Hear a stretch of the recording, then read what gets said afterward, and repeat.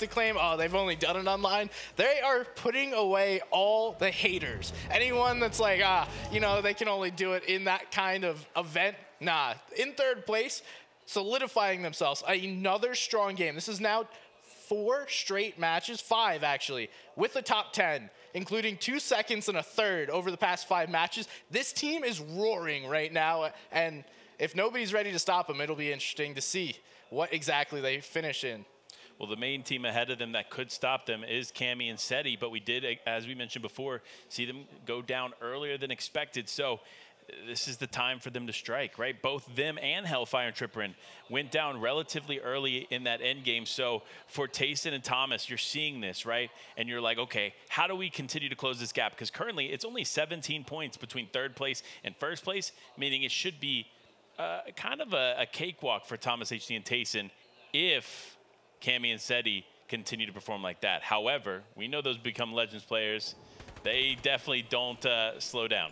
They're not going down without a fight. And one of the cool things we saw from Thomas and Tayson last game was they looked to go play height, then claim low after they were tossed aside, as we do see Amar go down there. But it was an interesting back and forth. They went to try and make a hype play, didn't see the opportunity, continued to play mid, then claim low, showing the versatility of that duo, and that's looking dangerous.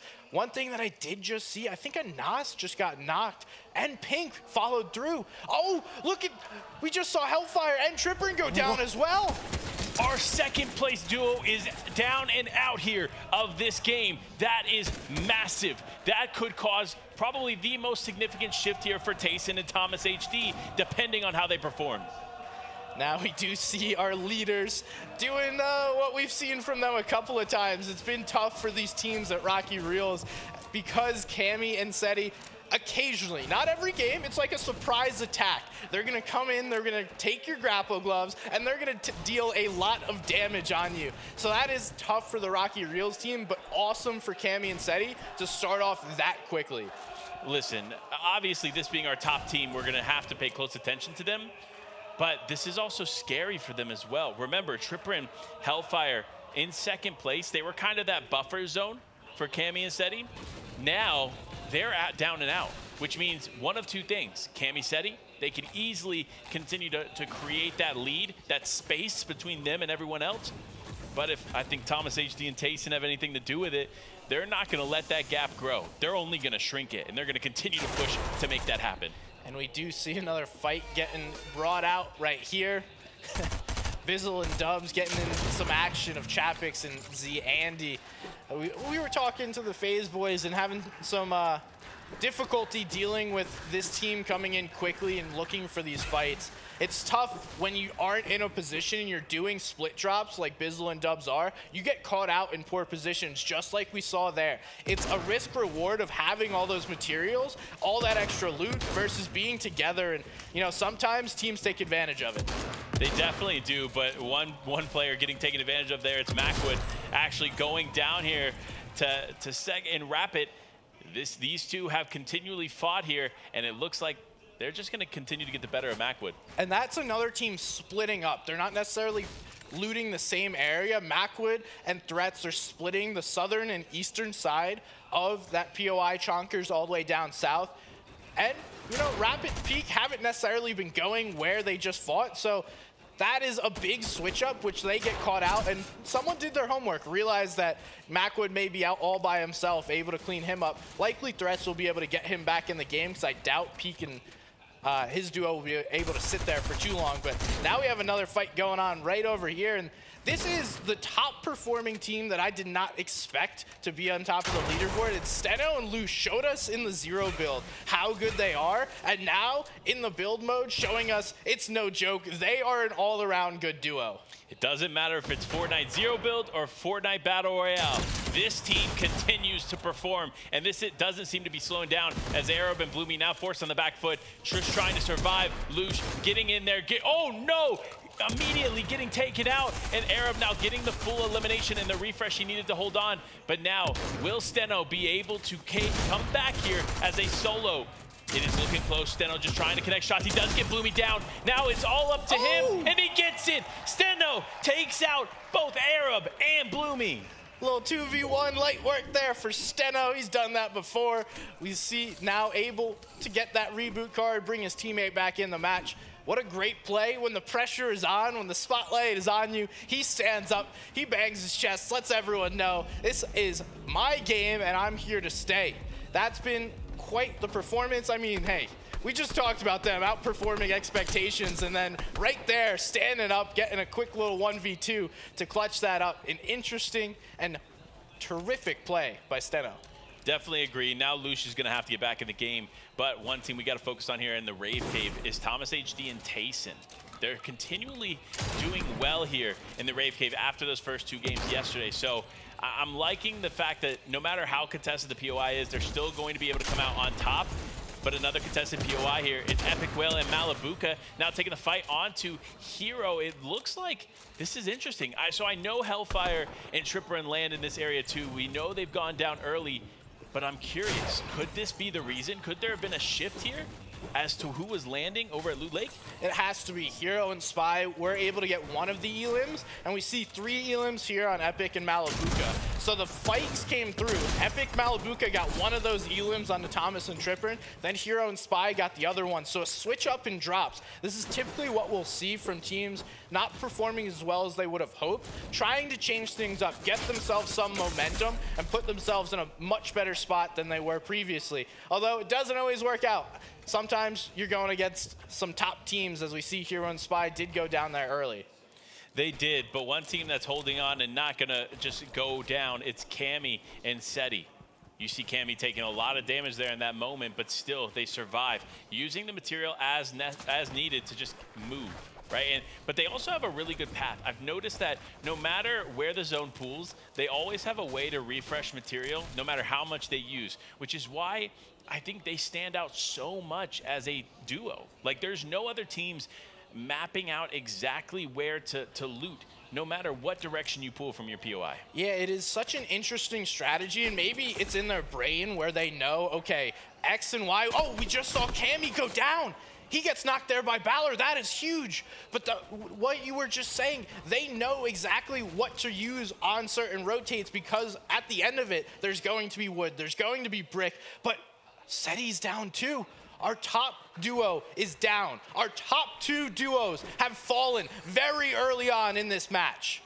This is wild. Balor and FKS catching Seti and Cammy off guard, right? We were just talking about how low they were on materials, how they needed to get a refresh, how they had mapped out their path. And unfortunately, on that path, they could have never expected to see FKS and Balor just ultimately catch them off guard. So now, first place, second place are out. If you're Thomas HD, if you're Epic Whale, if you're either of these teams, you are looking and hunting for the opportunity to take first and second. And I'm looking at the leaderboard right now. Pretty much everyone from 9th up has the opportunity to outplace at least second place. One solid match, a 50-point game, which is not out of the question. You get 32 just for the placement. Then you grab about 9 elims. You're right there in that top 5. That is exactly where everyone wants to be. And hey, if you're a fan of Fortnite, if you want this to be close, this is exactly what you want. Obviously, you don't want to see some of the top contenders go down early, but now the room is open for anybody that wants to claim it.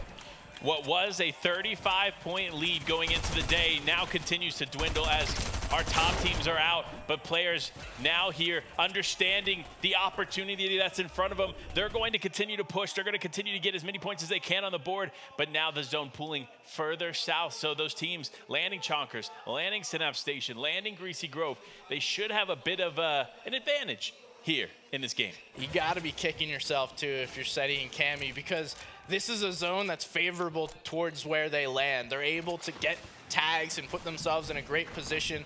Unfortunate, sometimes FKS, Balor, they make sneak plays. We've seen it plenty of times in FNCS. Players are waiting for their opportunity, knowing a player will make a certain rotation. That's doing your homework. That's understanding how the game is played. It's not always about being the most mechanical player. Sometimes it's understanding that you can just simply make a slower play, wait for the players to come to you, and take advantage of it. Now we see FHD and Mansoor coming in behind this fight, stealing whatever extra loot is here, and beginning to make their rotation. They are just continuing on. You know, for Mansour, we've talked about it in Game 7. Now in Game 8, still surviving, doing good, putting points on the board, which is what we love to see here. This team knows how to make plays, and they know how to put points on the board. But when you're put in a setting like this, an international in-person event, it's definitely a different experience to anything they've had online. So adapting to this obviously is very, very difficult for a lot of these players, but they still showcase that they know what they're doing. They can still show up no matter the environment. And one tough thing is a lot of players just play the game. They don't necessarily have a plan. What they're doing is just going from step 1 to step 2 to step 3, and they don't know what that next step is. Other players, they've set up that 10-step plan, putting themselves on a path to success, and that's what we're seeing the difference is. Those players that understand this is a long haul, we need to do X, Y, Z on this path, and if we can do that, we can accomplish our goals. It's a back and forth that really separates those top players from the rest of these lobbies. It definitely does, and one of those top teams that we see have great games and then not so great games. It's actually Jelty and Vico. We saw them win a game yesterday. We saw them win games in zero build. So they know how to win, but it feels like they're just not as consistent as some of these other teams, which is why they're not in the top 10 right now. However, they do have that pop-off potential. They know how to come back in situations like this. So I'm curious if they're still going to be able to do that here in this game. But Queasy Hen, stacked up, ready to go, as we are expecting, looking to just commit to some surge tags. You see 35 damage above is not a lot for them to work with, so any shots that they can connect is going to be vital to them being successful in the mid and late game. And this is a bold play by them. We see Queasy is not even on this hill with Hen. He's on the hill down to the southwest. We saw them do this last game, but last game there wasn't Mitro and Milan in between you and your duo, so Hen's going to have to rotate as a solo. Queasy has to provide that cover fire to allow his teammate to do that. Looks like for now it's going to go unpunished. It's a bold move by these two to continue to do this, but it's a great play for Surge and to allow themselves different dominance over areas. They're not doing this on low ground positions. They're taking massive hills to gain all this information and set themselves up for success later on. You know, one thing I do want to mention, I feel like if it were any other team, or almost any other team here than Milan and Mitro, I don't feel like Hen would have been able to rotate unpunished. I don't think he would have been able to move like that. So I'm kind of interested, or honestly, they should feel blessed. But I'm interested to see how this is going to continue to play out for them, because with Milan and Mitro close by, it's only a matter of time before they attempt to strike. It is. Both teams are going to have to make these rotations down to the south, and we can see it's almost all the way to Rocky Reels. There was also that team coming out of Storm. I believe that was Adapter and Kakarot. And if you just look at that north side of zone, there's a couple of arrows in the Storm, a couple right on the outside. So those are fights, those are shots that are going to be taking place. It's not simply just one team that's sitting here. It is multiple teams now looking to hold these players on the outside of Storm. Mitro Milan should have taken advantage of that opportunity, but now I think they're going to be forced to fight Adapter and Kakarot, while Malibuca, Epic Whale, Queasy Hen just sit here and enjoy the view. Yeah, and they are enjoying the view. You see both the teams already in zone, just pressuring back into Storm.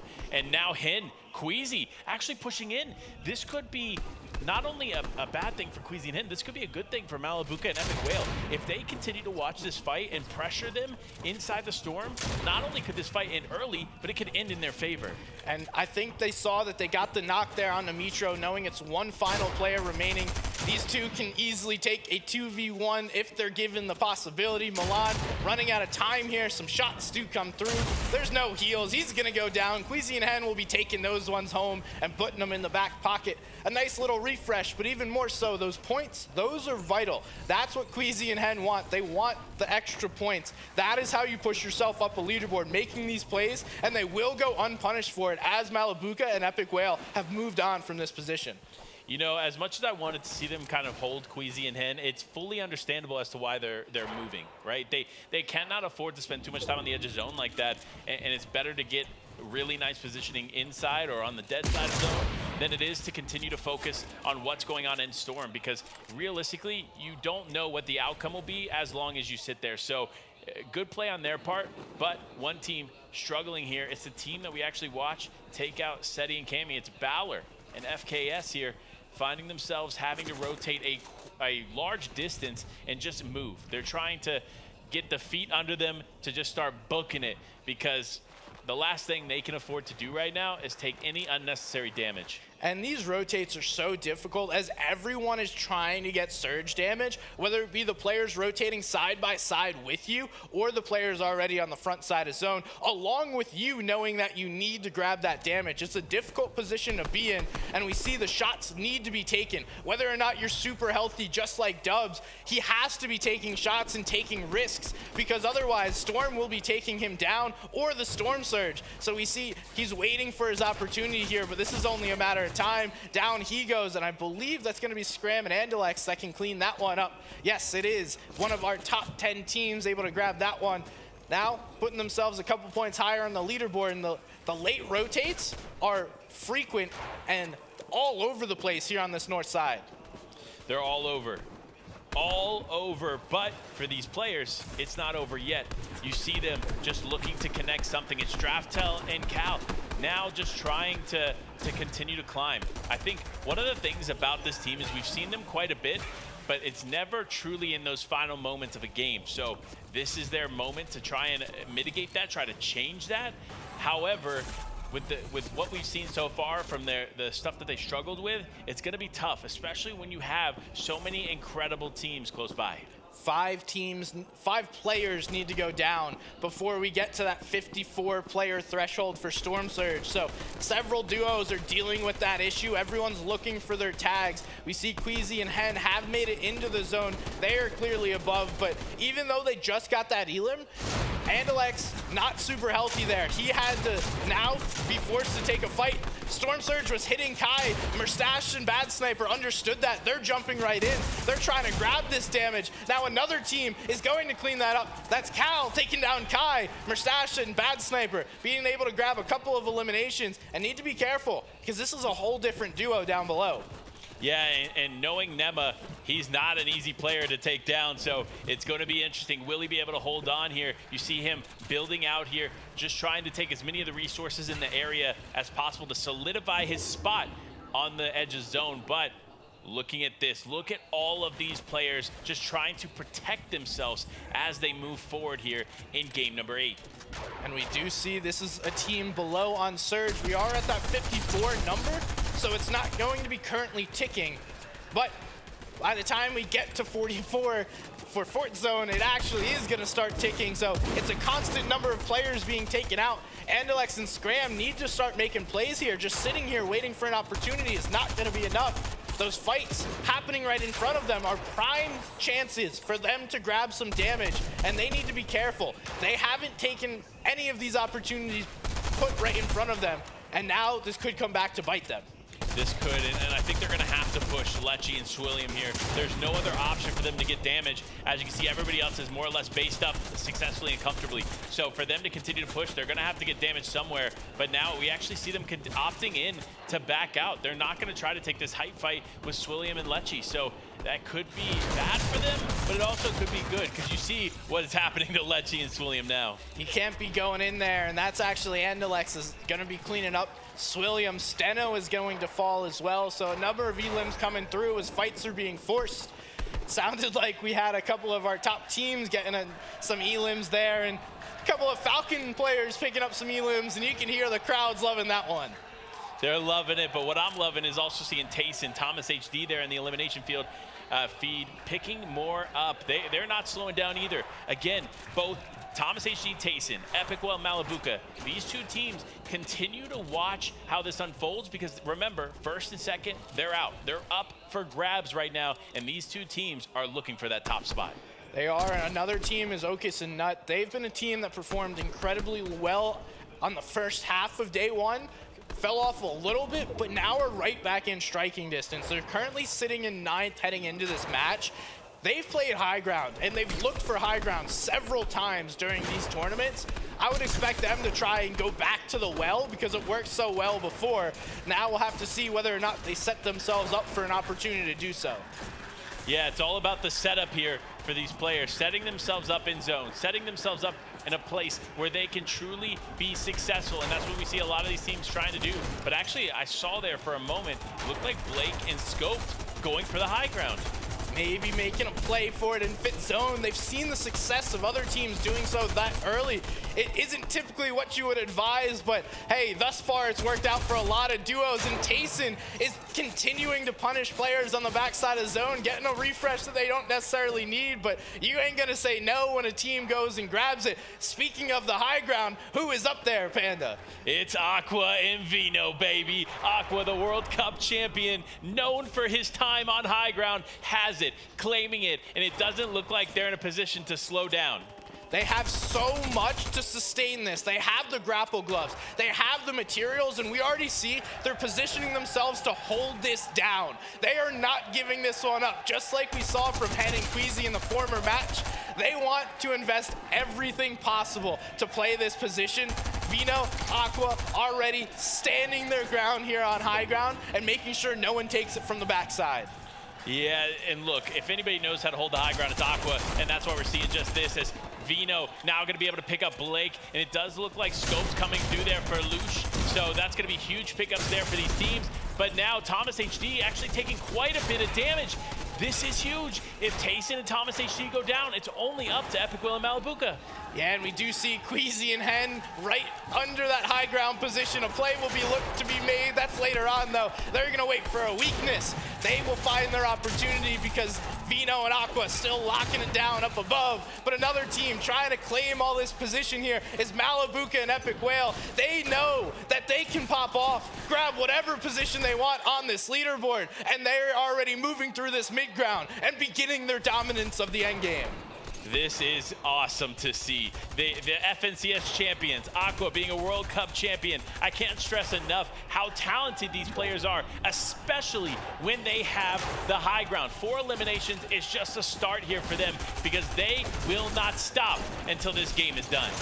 And we do see the mid rotates coming through, but actually Malabuka is going to fall there. That's to Kanata. So with points to claim, Malabuka is going to go early. It's now on the back of Epic Whale, and he wants to try and find something, but no, there's a potential revive. He could get his teammate right back in this if there's no pressure. That will be happening early. That could be a big play as we look down to the low ground, and a team that does it perfectly. It's Tayson and Thomas. Tayson and Thomas, but Malabuka not going to be able to get back up. Epic Whale here, very, very weak, no shield. The armored walls come out to protect him here for a moment, but he only has one moment. You see him, chug splashes in hand, that's it for him. And unfortunately, with those tags there, it does look like he's gonna potentially go down, but Aqua and Vino, not necessarily in the best spot. You see 3 builds, no builds now left for Aqua as Epic Whale goes down to Thomas HD.